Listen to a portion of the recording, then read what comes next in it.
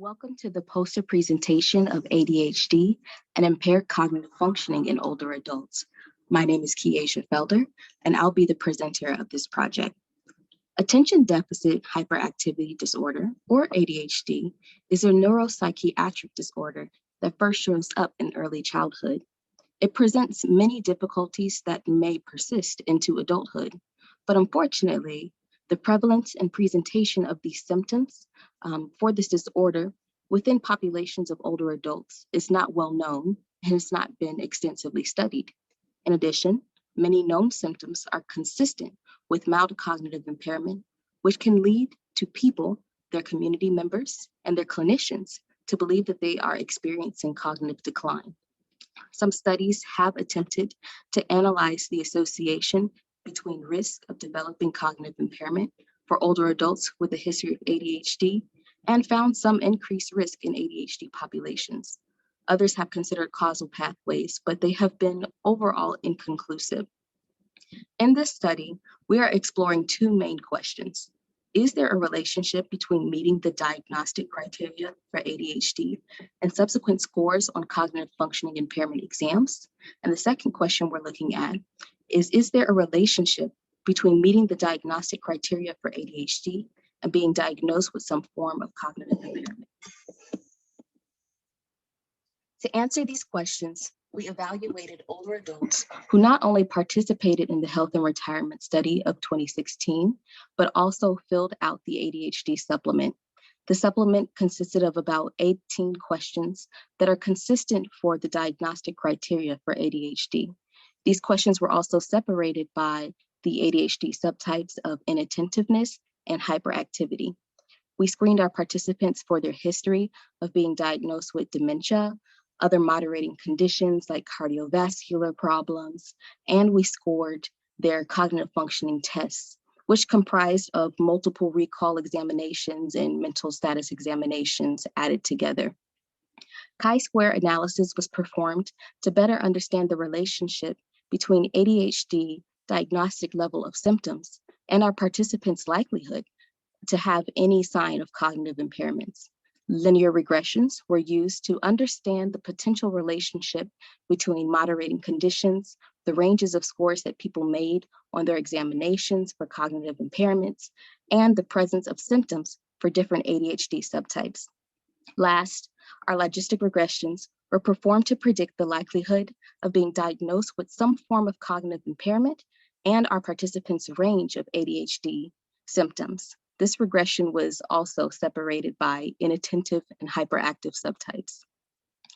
Our results found that our presumptive cases of ADHD were 3.4 times more likely to have a score in the impaired category of their cognitive functioning tests than those without a diagnostic level of ADHD symptoms. Moving beyond scores on examinations, our presumptive cases of ADHD were also measured to have 15.6 times the increase in odds of having a diagnosis of dementia compared to those without a diagnostic level of ADHD symptoms. The results of our linear regression showed an overall weak negative relationship between the severity of number of ADHD symptoms presented and people's predicted scores on their functioning exams. The inattentive subtype had the most significant relationship with a p-value of 0.001. The hyperactive subtype had the same trend of relationship, but it was not significant. Our logistic regression showed a weak positive association between the number of ADHD symptoms and a person's likelihood to have been diagnosed with dementia at any point. This relationship was significant at the 0.001 level across the board. But again, it was more pronounced with the inattentive subtype of ADHD. An interesting thing that we found is that our inattentive model correctly predicted those who are likely to have been diagnosed with a cognitive impairment 74% of the time. The hyperactive model only correctly predicted this 3.7% of the time. In conclusion, the diagnostic level of ADHD symptoms are prevalent in older adults, and they do have a significant relationship with cognitive dysfunction symptoms. Among different subtypes of ADHD, inattentive ADHD remained the strongest and most significant predictor of impaired cognition, whether that was with scores of cognitive functioning or their likelihood to have been diagnosed with cognitive impairments at any point. This is somewhat suggestive that the symptom presentation for the inattentive type of ADHD may present some unique challenges. It's possible that they overlap more often with cognitive impairment symptoms compared to the hyperactive subtype. Whether or not our observed cognitive impairment differences in this study are an accurate reflection of the cognitive abilities of the participants definitely deserves more room for investigation.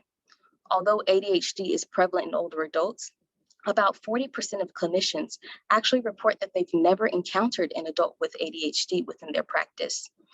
Our modest sampling of individuals do highlight the evidence for a need of a more robust understanding of how ADHD shows up in the latter portions of people's life cycles and how to accurately separate that from cognitive impairment issues. Our findings should emphasize the need for a better understanding of this sort of progression so that adults with ADHD can be equipped to have pathways for healthy aging. Thank you so much for your time today.